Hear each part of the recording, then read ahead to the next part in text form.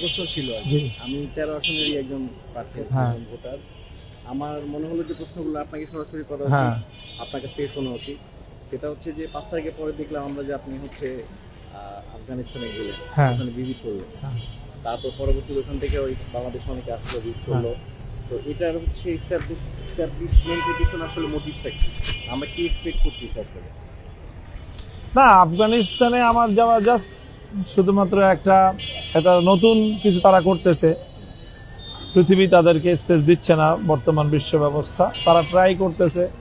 আসলে তারা কতটুকু করতে পারতেছে, এবং আসলে তো বর্তমানে মিডিয়া থেকে আসলে অ্যাকচুয়াল পিকচারটা আমরা পাই না। রাইট।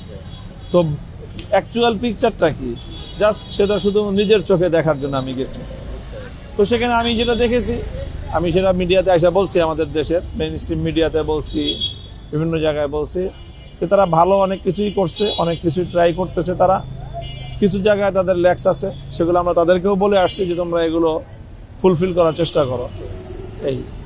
এবং এরপরে তারা যারা আসছে, ওইটা আসছে তারা তো সারা দুনিয়াতে চেষ্টা করতেছে সবার সাথেই। তাদের জন্য একটা অপরচুনিটি। হ্যাঁ, তো তারা ভারতে গেছে, পাকিস্তানে গেছে, সেই তুলনায় বাংলাদেশ খুব কম আসছে।